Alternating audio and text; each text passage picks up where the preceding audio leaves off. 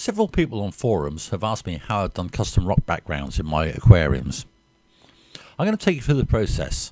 This is my Fluval Roma 200 litre tank, done in the crazy paving style. Very easy to do. I'll explain it in a few moments to you. This was actually a very lucky find for me. Dumped at the roadside and not looking in great condition. There was a large hole in the front glass and it was full of leaves and with broken trim and generally not in very good condition. Removal of the broken glass and large amount of cleaning brought it up to much better condition. Euro bracing was fitted, and along with a LED custom light, which I later moved from the rear panel to the front, finally got it sorted out. Finally it was ready for new occupants, and in its early days here you can see it with initial planting out into some soft white sand, a small piece of bogwood and the first residents. Cherry barbs I bred at home from a previous project, a few guppies chucked in there as well, and some beautiful kahaku swords. This technique was just done basically with a single sheet of polystyrene laid across the back of the tank and then random shaped offcuts. Torn, not cut, just tear them into a random shape, stick them on with silicone and then paint it over. You'll know the technique later on when I explain it to you.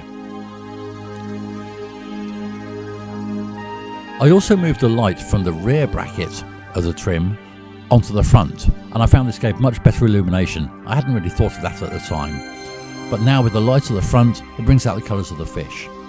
And the filter outlet has quite a good strong flow of water, and this causes a rippling effect on the surface and subsequently this beautiful changing light pattern as the light refracts through the water and the ripples. I do enjoy this effect particularly.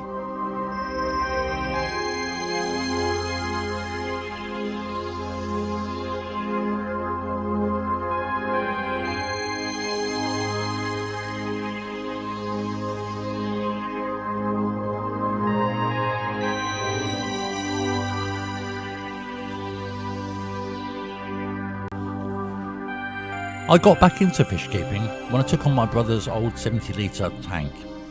It was a normal standard glass box affair, as you will see.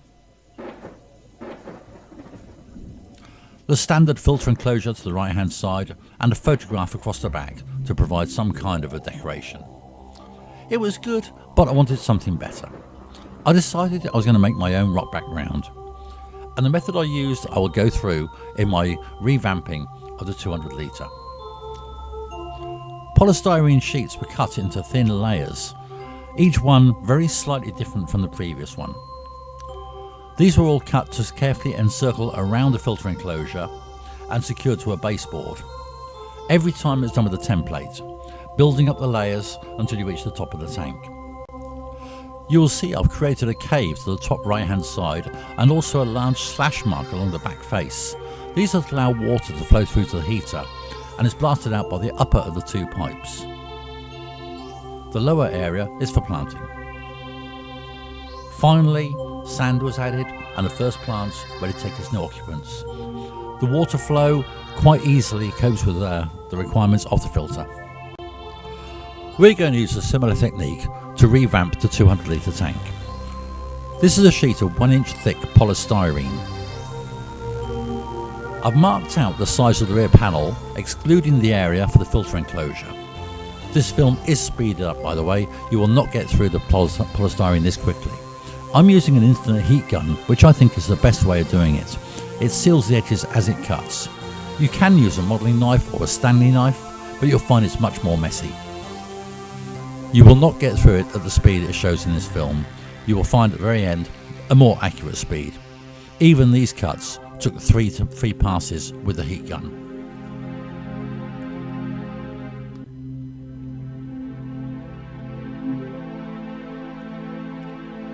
Finally, when you're through, you can break off the rear panel. You should end up with a fairly clean cut. It's a quick dusting off, and it's time to test fit it into the tank to make sure it fits okay. You'll notice it doesn't go the full length of the tank. This is to actually allow for the filter at the back. I will also point out that this is a second attempt. I wasn't happy with the first results, and there are 2 other panels already glued onto the front. You can see here how the rear panel doesn't go quite up to the filter. We've got a piece of cardboard on the bottom of the tank, and we're going to mark this out now with a Sharpie pen to give us the contours we want for the rear structure. We're leaving plenty of room for the filter to allow us to remove it to clean out the filter media. So now it's time to start cutting out from our template. This does actually still include the area where the filter is going to be housed, but we'll cut that out later on. You will find you've got plenty of offcuts of polystyrene. As I had 2 attempts, I have more offcuts than I actually would normally have. But a single sheet of this polystyrene is around about 8 foot long. It's about 600 millimeters wide, plenty big enough for my job.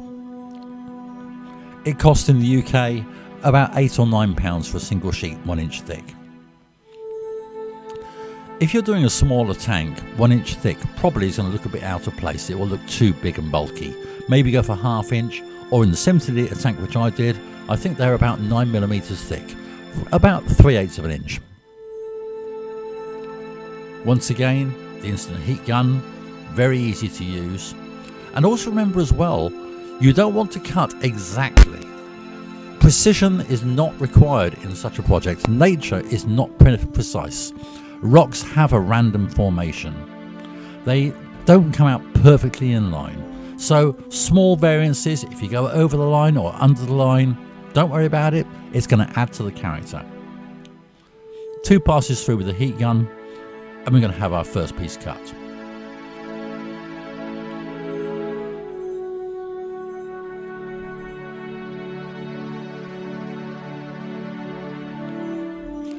This can be quite a time-consuming operation, but with the heat gun it's not too bad.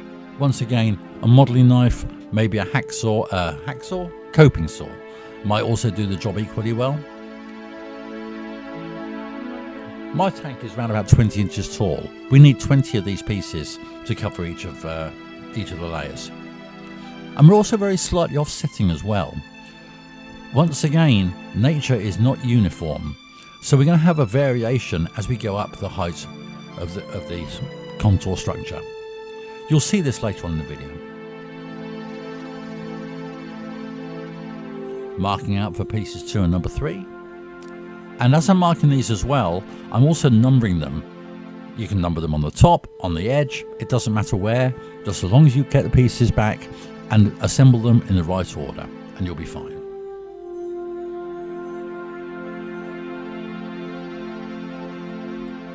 This particular background, unlike the previous one I did, where I had it stepped out more at the base of the tank and then moving back in again to create a sort of shelf, this one's working the other way.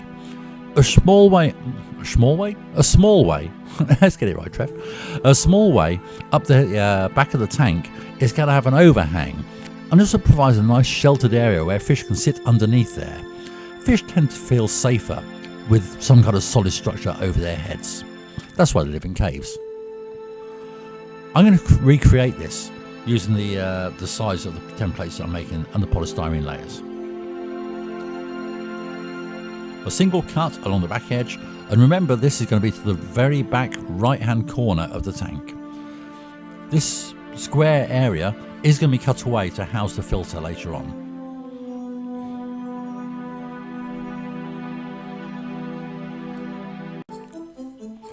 Finally, I've got all the pieces ready to assemble in a basket and numbered up. This is Aquarium silicone sealant. Do not, and I'll stress this, do not go to your local DIY store and buy bathroom sealant. Bathroom sealant has got a special additive to kill bacteria and stop your lovely bathroom going green with algae. This is going to kill the bacteria that you need for your filter to work properly. Only buy from an aquarium supplier that is designed for use with aquaria or ponds. This will not have the additive. You'll see also I've cut out the area from each of these pieces where the filter is going to go. It doesn't have to be an accurate cut for the filter enclosure. That all is hidden behind the wall. Each piece is given a generous splurge of the silicone sealant and then pressed down onto the previous one. The bottom layer you'll see does still have the base panel in place, and that will provide extra support for the filter. Check they're all lined up, and now we'll proceed with the next piece.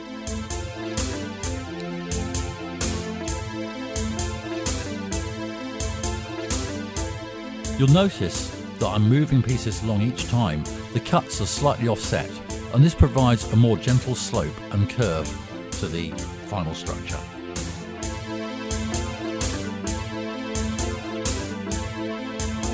Again, slightly shorter to increase the curve. This next one is where the ledge of the overhang is going to be. And in fact, I did put the silicone too far along. You'll see the final result when we get the final project assembled. But now, to wipe off the surplus silicone where I didn't need to put it. I should have glued the other side really. Now we'll continue up. Once again, each piece given a good splurge of silicone, stuck on the previous one, and you'll see very soon it will start tapering its way back towards the corner of the tank. People might think you've got these harsh, sharp edges, but we're going to work on those when we finish the final assembly.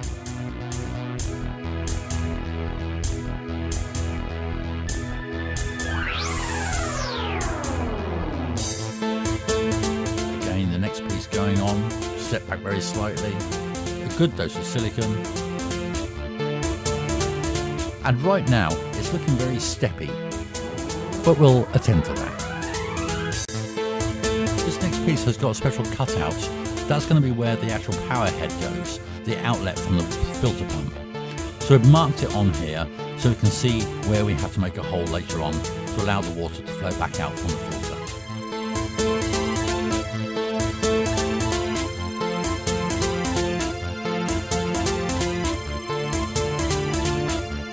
And you can also see the numbering, so I can see that I'm assembling them all in the right order. I will also have to cut out a section for the water inlets to go through. We'll do this later on.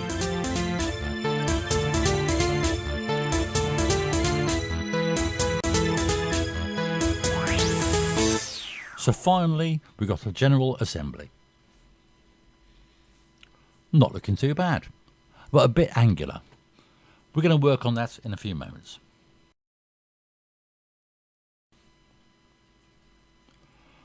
All of these harsh angles need to be taken off.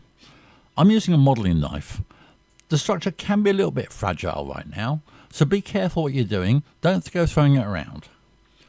Also, when you're using the modelling knife or a Stanley knife, any kind of harsh, hard, sharp edge, you're not going to be cutting into it. Draw the knife across it. Where you find you've got a very notable step from one layer to another one, we're just going to gently feather these into each other. You'll still retain the strata look, but gently scraping across will take off that harsh corner. You're not cutting into the polystyrene, but you're drawing across it. You'll very quickly get a feel for how much pressure you need to use. It will smooth off the harsh edges. Anywhere you find there's an angle, just draw the knife across, support the blade with your index finger, scrape your way along, and you'll take off that harsh edge. We see on the left-hand side here again, these very vicious 90-degree stepped angles. We can chip these off a little bit as well. You do not need to be precisely accurate. Don't think of, oh, I need to get this just right, carefully precise. Hack at it. Just have a little pull, and it will just smooth off those harsh edges and leave a much more gentle shape. Every time there's a change from one layer to the next one, there should be a small variation in the width, and it's these corners that are going to look out of place. So that's what we're trying to smooth out. They will be further smoothed when we actually do the cementing later on.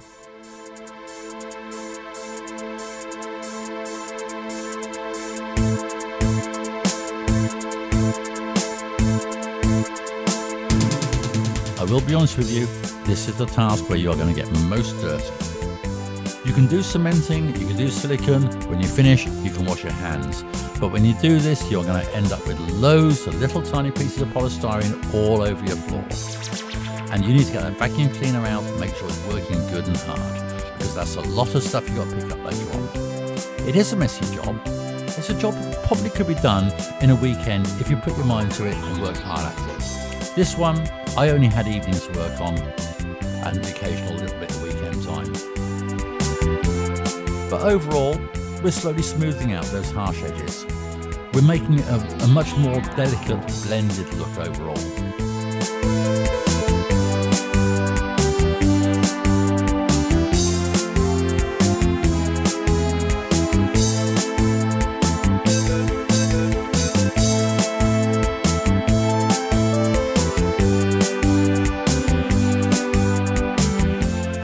Sharp edges from the ends, just smoothed off. I will apologise for the quality of the filming. I struggled to find a camera that could produce some kind of film I could record onto the computer, and this is the best I've got. But you can see the general technique. I'm beginning to feel quite happy with this now. It's going a lot better than the first attempt, where I really struggled to get around the filter enclosure, so I went back to the way I knew, tried and tested. And this is how I'd recommend if you don't go for the crazy paving. Crazy paving is very quick. So, we have our back panel, and I've marked the outline of whereabouts the contouring is going to go. A good splurge of the silicone sealant once again, following the line of where that contouring goes. And then make sure you get a nice good splurge of it all across the middle as well.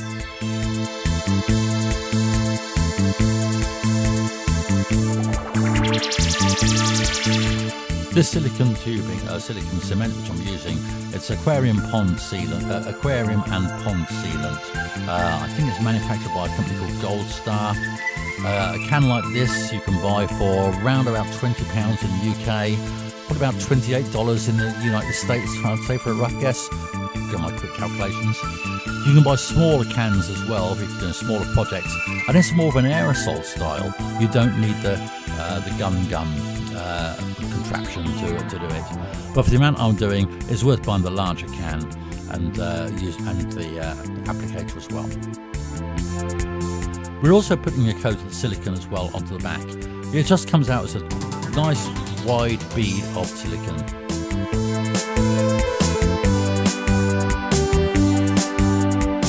And then when that is all nicely splurged up, bring the two pieces together, and I'm lining the edge of the filter enclosure on the contour section with the very edge of the rear panel.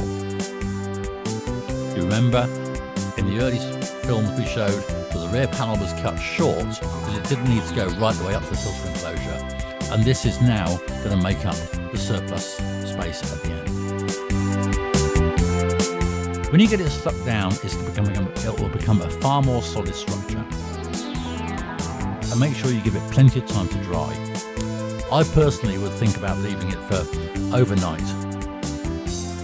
You could probably glue all of the silicone layers together in one evening or one afternoon, and then that night glue it onto the back panel, leave it overnight, and the following day you'll be able to come on to the next phase.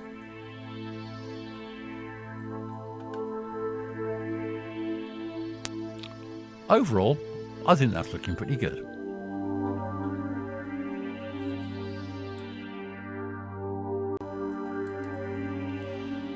Looking down on the final creation, you can see here how I got the filter enclosed by this area I cut out earlier on. I still need to cut out the area for the water inlets, but that's no problems. Looking down the front of the tank now, it's still bare polystyrene, but you can see this lovely overhang I've got and the general structure I have towards that corner of the tank. You can also see there's two pieces of polystyrene stuck on the back as well. These are from the first attempt, and I was never really happy with the result, but I did like those two sheets in there. It provided more depth. So, on to concreting. I'm using a ready mix concrete powder. This is bought cheaply over here in the UK from a DIY store. A 2 kilo bag will cost about £3, maybe $4.50 over in America. The first coat is mixed to a fairly creamy consistency. You don't need it too thick, not too thin, but just creamy. Mix it up with water, pour it onto the surface, and then brush it into all the cracks. You need to get all the areas covered.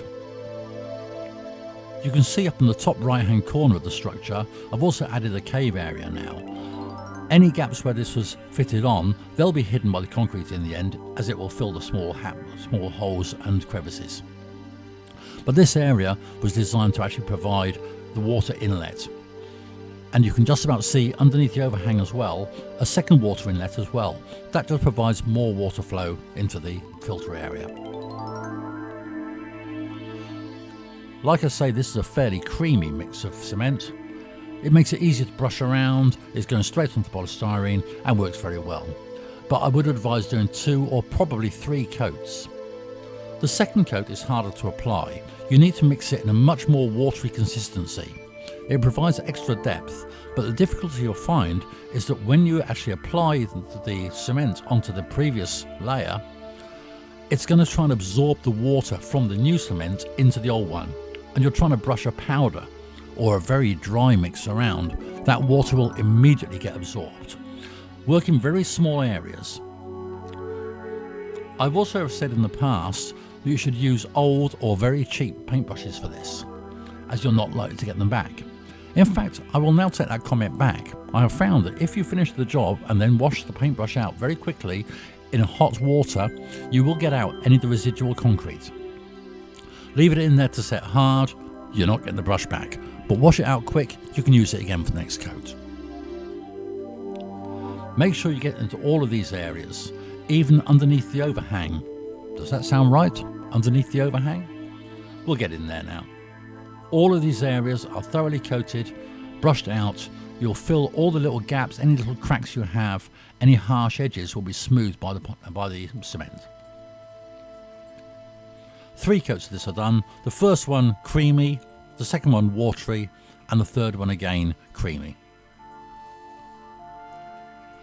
We're almost done on this now for the first coat. I'll be applying 2 more coats, but also I'm going to be working on some little rock structures to put in the middle of the tank. These were done, as you'll see, by breaking small shapes of polystyrene away, paint them up with the cement the same way as before, and stack them in a way that looks attractive. I did extend this further. Looking at the final result, I've got the final concreted background stuck into the back of the tank. You can see the cave towards the top right where the water flows in. The colouring of these structures, I used masonry paint. I just bought some sample pots and mixed them in with the cement before I painted the concrete.